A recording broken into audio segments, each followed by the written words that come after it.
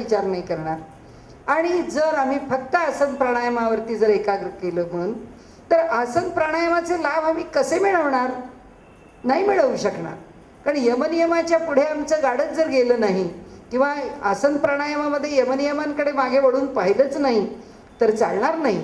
त्यामुळे आपल्यापुढे मांडायचा माझा विषय असा आहे की महर्षी विनोदांनी ज्या योगाची त्यांनी आपल्या हातामध्ये एक सांगड घालण्याकरता किंवा तो विषय लोकांच्या समोर आणण्याकरता ज्या पद्धतीने मांडला, त्यांना त्या विषयाचं ज्या पद्धतीने आकर्षण आहे, मला असं वाटतं की हे शास्त्र प्रत्यक्ष प्रमाणवादी आहे, मनुष्याचं सामर्थ्य वाढवणार आहे, शरीर मन बुद्धी आणि आपल्या भोवतीचं वातावरण बदलण्याचं सामर्थ्य या शास्त्रात आहे।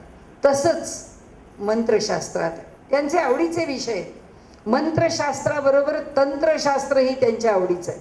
त्यांच्या चरित्रामध्ये असं म्हटलेलं आहे की त्यांच्या तंत्रशास्त्राच्या प्रयोगावरती काही लोकांना आक्षेपसुद्धा घ्यावेसे वाटले।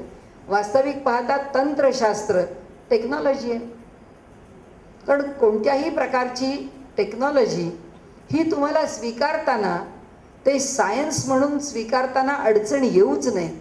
जसं माझं एक नेहमीचं म्हणणं आहे की ज्योतिषशास्त्र आहे त्यांच्या आवडीचा विषय म्हणून आपल्यापुढे मांडते, गणित आहे, त्या गणिताने काही निष्कर्ष काढायचे, हे शास्त्रच अस्तित्वात नाही असे जर आमचे शास्त्रज्ञ म्हणायला लागले तर त्या शास्त्रज्ञांना आम्ही काय उत्तर द्यावं?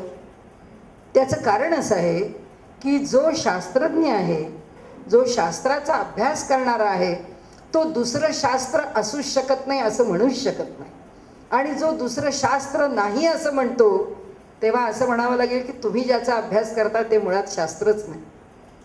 कारण शास्त्राचा अभ्यास करणाऱ्या माणसाचे दोन्हीही बोथ एंड्स, दोन्ही बाजू मोकळे आहेत। ज्ञान आत घ्यायचं आहे, त्यांनी सांगितल्याप्रमाणे आम्ही रिसर्च करणार, प्रत्येक वेळी विषय समजून घेणार, प्रत्येक टप्प्यावर समजून घेणंच आहे, ते कधीच संपत नाही।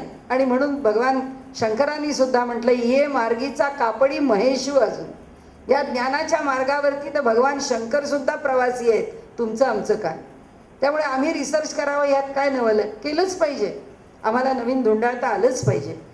त्याकरता एक विषय आपल्या पुढे मांडून मी माझा विषय संपवणार आहे। तो विषय असा आहे की ज्या विषयामध्ये महर्षींना रस होता तो मंत्रशास्त्र आणि तंत्रशास्त्र हा जो विषय आहे, त्याचं वैशिष्ट्य काय, का त्याचं आकर्षण आहे, त्याचं आकर्षण त्यांच्या बाबतीत का आहे असं जे मला वाटलं ते मी आपल्यापुढे, माझं मनोगत आहे, मी आपल्यापुढे व्यक्त करते। एक तर असं आहे की त्यांचं ज्ञान हे त्यांनी नेहमीच समाजाभिमुख ठेवलेलं, त्यांना ह्या ज्ञानाचा समाजाला उपयोग व्हावा आणि त्यांच्यापर्यंत ते पोचावं, काहीतरी त्यांनी त्याचा लाभ घेऊन आपलं जीवन अधिक पुढे नेण्याचा प्रयत्न करावा, हा जो त्यांचा विचार आहे, ही जी तळमळ आहे, त्या तळमळीतून हा विषय विकसित झाला असावा। आणि आमच्याकडे सर्व ऋषीमुनींनी हा विषय विकसित केलाच आहे। योग, मंत्रशास्त्र आणि तंत्रशास्त्र। तंत्रशास्त्र हे कशाशी निगडीत आहे आणि मंत्रशास्त्र कशाशी निगडीत आहे? आमचा पूर्ण वेद आहे तो मंत्रमय आहे। त्यामुळे मुळात वेद हेच मंत्राचं शास्त्र आहे। वेदामधलं कोणतंही सूक्त जरी आपण घेतलं तरी त्या सूक्ताची मंत्रमयता आम्ही अनुभवू शकतो, त्याच्याकरता आम्ही प्रयोग करू शकतो। आणि त्याचं एक लहानसं मी आपल्याला स्वरूप सांगते की ते मंत्रमय आहे असं का म्हणते मी आपल्यापुढे, किंवा त्याची मंत्रमयता आम्ही अनुभवू शकतो असं का म्हणते? त्याचं कारण असं की मॅक्स सारख्या लोकांनी जेव्हा अनेक जर्मन पंडितांना इथे संस्कृत भाषेचा अभ्यास करताना पाहिलं आणि त्या भाषा पंडितांना संस्कृत भाषेचं आकर्षण वाटलं, त्यावेळी त्या मंडळींनी जे इथे प्रयोग केले त्यातला त्यांचा प्रयोग असा आहे की त्यांनी पोकळ धातूच्या नळकांड्यांची आमची मुळाक्षरं तयार केली आणि त्याच्यामधून फुंकणीने फुंकर घातली। ती घातल्यानंतर त्या अक्षरांच्या मधून ज्या व्हायब्रेशन्स, ज्या फ्रिक्वेन्सीज बाहेर पडल्या, त्या एका विशिष्ट फ्रिक्वेन्सीला अ मधून अ असा नाद, आ मधून आ असा नाद, ई मधून ई असा नाद, ऊ मधून ऊ असा हळ क्षज्ञपर्यंत घडलं। त्यांना आश्चर्य वाटलं की जे अक्षर आहे त्या अक्षरातून त्या अक्षराचा नाद बाहेर पडतो. आता त्यावेळच्या प्रयोगाप्रमाणे फार क्रूड मेथडनी, फार स्थूल पातळीवर त्यांनी तो नाद नोंदवण्याचा प्रयत्न केला. तर अ मधून निर्माण झालेला नाद आहे तो कागदावर नोंदवला तेव्हा अ अक्षर निर्माण झालं. आणि त्यांच्या पहिल्यांदा लक्षात आलं की संस्कृत भाषा ही मोस्ट सायंटिफिक लँग्वेज आहे, की ऑडिओ व्हिज्युअल लेवलवरती, दृकश्राव्य पातळीवरती जे ऐकायला मिळतं तेच पाहायला मिळतं. जेव्हा अ लिहितो तेव्हा आम्ही अच ऐकतो आणि वातावरणामध्ये तो अच निर्माण होतो. हे जे प्रकरण आहे भाषाशास्त्राच्या वैशिष्ट्याचं, आपण त्याच्या आसपासच्या गोष्टी पाहणार नाहीत, आपल्याला तेवढा वेळही नाही, पुढे जाऊ आपण. हे सगळ्या मंत्रशास्त्राचं सूत्र आहे की ऑडिओ व्हिज्युअल लेवलवरती हे मंत्रशास्त्र काम करतं. या प्रत्येक अक्षराला त्याचं सामर्थ्य आहे. आणि आपल्याला माहिती आहे, आपण योगाचा अभ्यास करता, महर्षी विनोदांच्या ठिकाणी त्यांनी जे कुंडलिनीवरती काम केलं, त्यामुळे आपल्याला थोडा परिचय आहे की जी अक्षरं आहेत आमच्या देहामध्ये त्या चक्रांच्या ठिकाणी आणि स्पायनल कॉर्डवरती, पाठीच्या कण्यावरती जी स्थापन केलेली आहे, त्याचा लाभ देहाच्या पातळीवर काय, त्याचा लाभ वातावरणाच्या पातळीवर काय, हा सगळा विषय मंत्रशास्त्राचा, हा सगळा विषय योगशास्त्राचा एक भाग. दुसरा भाग असा की मंत्रशास्त्र तंत्रशास्त्राशी का जोडलं गेलं, त्याचं कारण पुन्हा वेदाकडे आपण वळू. वेदामध्ये जे कर्मकांड आहे, यज्ञ आहे, होम हवन होतं, किंवा कोणता मंत्र म्हटला जातो, किंवा आपण साधी देवाची पूजा करतो. देवाच्या पूजेला बसतो तेव्हा आपण पाणी घेतो एका तांब्यामध्ये आणि पाणी समोर ठेवतो आणि आपण म्हणतो गंगेचे यमुनेचे, हात ठेवतो, कारण प्रत्येकाला संस्कारित करून घेतो आपण आणि मग पूजेला सुरुवात करतो. त्याच्यावर हात ठेवून म्हणतो गंगेचे यमुनेचे व गोदावरी सरस्वती नर्मदे सिंधू कावेरी जलेस्मिन सन्निधीम कुरु. हे कशाकरता मंत्र म्हटला, हा एवढ्याकरता म्हटला की आता हे जे पाणी आहे ते मला जे देवाकरता वापरायचं आहे ते मी कॉर्पोरेशनच्या नळाचं आणलेलं आहे, पण ते कॉर्पोरेशनच्या नळाच्या पाण्याने मी देवाला आंघोळ नाही घालत. इथे या सगळ्या नद्या एकत्र आलेल्या, सगळ्या सागराच्या जलाची पवित्रता, नद्यांच्या जलाची पवित्रता या जलाला आलेली.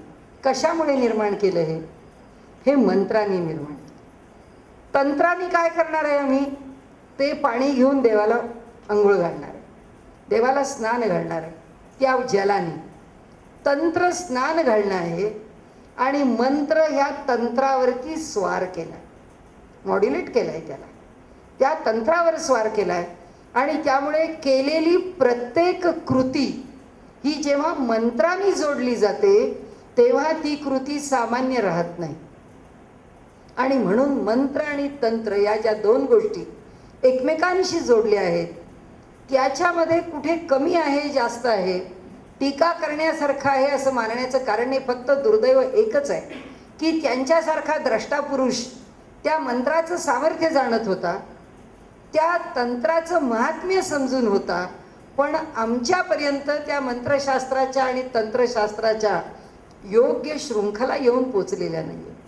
त्या तुटल्या आहेत, त्या कड्या सुटलेल्या आहेत आणि ते जिथे सुटलं आहे तिथून ते आमच्यापर्यंत पोचलं नाही आहे. आणि म्हणून एखादं शास्त्रच अयोग्य आहे हे म्हणणं बरोबर नाही. ह्याच्या मागे विषय कोणता, ह्याच्या मागचं सूत्र काय. जगभरामध्ये लोक आपापल्या काय, कुठे ब्लॅक मॅजिक आहे, कुठे चांगल्या प्रकारच्या विद्या आहेत, काही जगामध्ये अनेक विद्या आहेत आणि त्या अनेक प्रकारे लोक काही सृष्टीच्या सामर्थ्यावरनं आपल्या विद्या आपल्या ठिकाणी सिद्ध करत असतात. कुणाला त्या विद्या आकलन झालेल्या नाहीत असं नाही, आपापल्या टप्प्यावर त्यांनी आकलन केलेले आहे. पण आमच्या भारतीय परंपरेमध्ये ही मंत्रविद्या आणि ही तंत्रविद्या कशाच्या आधारावर उभी आहे. जगामध्ये अनेक पंथ आहेत, अनेक विचार मांडणारे, स्वतःला रिलिजन म्हणून धर्म म्हणवणारे आहेत, ते आपापल्या परीने आपले विषय मांडणारे आहेत. कुठपर्यंत त्यांची प्रगती आहे, त्यांनी थोडासा आध्यात्मिक विचार केला. आपण प्लेटोपासून पाहिलं तरी सुद्धा आत्मा नावाची गोष्ट सापडली नाही म्हणून ते मनाच्या करता खाली उतरले. मन कुठे आहे हे सापडलं नाही म्हणून ते वर्तनाच्या शास्त्रावर आले. मी आपल्याला म्हटलं तसं फार मी खोलात जात नाही, पण 1500 वर्ष हा आत्मा कुठे आहे त्यांना सापडला नाही. 300 वर्ष मन कुठे आहे त्यांना सापडलं नाही. आणि शेवटी त्यांनी असं म्हटलं, माणूस मारतो, माणूस पाठीवरनं हात फिरवला की आनंदित होतो, दुसऱ्याने खायला दिलं की हसायला लागतो, त्याच्या मनासारखं बोलला की कौतुकाने फुगून जातो. म्हणाले हे सगळं जे वर्तन आहे त्यांनी सायकी म्हणजे ज्याला आत्मा म्हटलं आणि लोगस म्हणजे ज्याला शास्त्र म्हटलं, ते शास्त्र कुठे आणून ठेवलं? आत्म्यापासून वर्तनापर्यंत. कुणी मला गोड खायला दिलं की मी खुश होतो, आणि म्हणून एका सायकियाट्रिस्टनी असं म्हणून ठेवलं की पहिल्यांदा सायकॉलॉजीनी आत्मा गमावला, मग मन गमावलं, मग जाणीवा गमावल्या, आणि ते आता वर्तनाचं शास्त्र शिल्लक राहिलेलं आहे. आणि त्यामुळे आपल्या पुढे मांडण्याचा विषय असा की अध्यात्म नावाने जगामध्ये आत्म्याचा शोध घेता आला नाही. जग आत्म्याचा शोध घेऊ शकलं नाही. आत्म्याचा शोध घेण्याकरता त्याला याच देशाकडे, याच तत्त्वज्ञानाकडे, याच भूमिकेकडे आणि आमच्याच साधन मार्गाकडे यावं लागेल. पण जे काही आत्मा नावाने चर्चा केली आहे त्या त्या धर्मानी पंथांनी काहीतरी केली आहे ती आपण मान्य करू. आधी भौतिक, आमच्याकडे 3 प्रकारांनी आम्ही विचार केलेला आहे. आधी भौतिक, आधी दैविक आणि आधी आत्मिक. हे 3 प्रकार आमच्या जीवनाला व्यापून आहेत की आधी भौतिक सुख आहे, आधी भौतिक दुःख आहे, आधी दैविक सुख आहे, आधी दैविक दुःख आहे, आधी आत्मिक सुख आहे, आधी आत्मिक दुःख आहे. हे सगळं सुख आणि दुःख हे ज्याच्याशी निगडीत आहे त्याचं जे शास्त्र आहे, ती सगळी शास्त्र एकमेकांच्या मध्ये फार सुंदर वेळी गुंफावी तशी गुंफलेली आहे. आधी भौतिक पातळीवरती आम्ही काही विचार केला आहे आमच्या धर्मानी, आमच्या परंपरेनी, आमच्या तत्त्वज्ञानाने, तो जो काही असेल जगात पण केला आहे. आधी भौतिक पातळीवरती जगामध्ये शिष्टाचार म्हणजे मॅनरिझम त्याचा विचार आहे, आणि थोडा आचाराचा विचार आहे की नीतिमत्तेचा विचार आहे. आणि नैतिकता माणसाने टिकवून ठेवावी. कशा करता? तर मला सुखाने जगू द्या आणि तुम्ही पण सुखाने जगा, कारण माझ्यापेक्षा दुसरा वरचढ झाला तर तो माझं सगळं हरण करील. मग त्यापेक्षा मला माझं जे आहे ते खाऊ द्या, तुम्ही तुमचं आहे ते तुम्ही खा. एवढ्याकरता नीतिमत्ता जगात जोपासली गेली. आमची नीतिमत्तेची धारणा भिन्न आहे. म्हणजे ते ज्याला रिलिजन म्हणतात त्या त्यांच्या नैतिकता या रिलिजियस प्रॅक्टिसेस आहेत, आणि आमच्याकडे त्या नुसत्या रिलिजियस प्रॅक्टिसेस नाही आहेत, आमच्याकडे त्या एथिको रिलिजियस प्रॅक्टिसेस. त्याच्यामागे एथिक्स आहेत, त्याच्यामागे काही आचार, त्याच्यामागे काही शिष्टाचार आहे, त्याच्यामागे काही भूमिका आहे, त्याच्यामागे काही तत्त्वज्ञान आहे. असो, आज आपला तो विषय नाही. पण जगामध्ये आधी भौतिक आणि आधी आत्मिक याच्यावर काहीतरी चिंतन इकडे तिकडे झालेलं आहे. त्याला आमच्या चिंतनाची खोली नाही हे निश्चित, पण तरीसुद्धा ते चिंतन नाकारायचं कारण नाही, कारण झालंच पाहिजे. जगभरामध्ये सगळेच चिंतनशील पुरुष आहेत, विद्वान आहेत, विचार करणारे आहेत, बुद्धिवादी आहेत. त्यामुळे आपापल्या पद्धतीने जगात चिंतन झालेलं आहे. पण जगाला माहीत नसलेलं आणि भारतीयांच्या ठिकाणी त्यांच्या वैदिक वाङ्मयाची विशेषता प्रकट करणारं जे एक सूत्र आहे ते आहे अधिदैविक. ही जी अधिदैविक शक्ती आहे, हे जे अधिदेवतांचं साम्राज्य आहे. काय आहे अधिभौतिक म्हणजे? काय अधिभौतिक म्हणजे तुम्ही आम्हाला व्हायरल इन्फेक्शन झालं तरीसुद्धा अधिभौतिकच आहे, कारण व्हायरससुद्धा अधिभौतिकच आहे. त्यालाही 72 तासाचं 48 तासाचं आयुष्य आहे, आणि तो आम्हाला जेव्हा एफेक्ट करतो, तो जेव्हा आमच्यावर परिणाम घडवतो तेव्हा आम्ही आजारी पडतो. म्हणजे आम्हाला तो अधिभौतिक दुःख देतो, आम्हाला आमचा नातेवाईक अधिभौतिक दुःख देतो, आम्हाला आमचा शेजारी अधिभौतिक दुःख देतो, आमची मुलं आम्हाला अधिभौतिक सुख देतात. ज्या आमच्या संकल्पना आहेत, भूतमात्रा म्हणजे ह्या जगामध्ये असणारं सर्व काही, त्याच्याशी असणारा माझा सुसंवाद किंवा विसंवाद, त्याच्याशी असणारी माझी इंटरॅक्शन अधिभौतिक आहे. आध्यात्मिक आत्मा ज्याच्या आश्रयाने राहतो तो हा माझा देह आहे, मन आहे, बुद्धी आहे, अहंकार आहे, स्मरण आहे. ज्ञानेंद्रिय आहे, कर्मेंद्रिय आहे, आमचे पंचप्राण त्याच्यामध्ये कार्य करतायत. हा सगळा देहाशी जोडला गेलेला जो विषय आहे तो आधी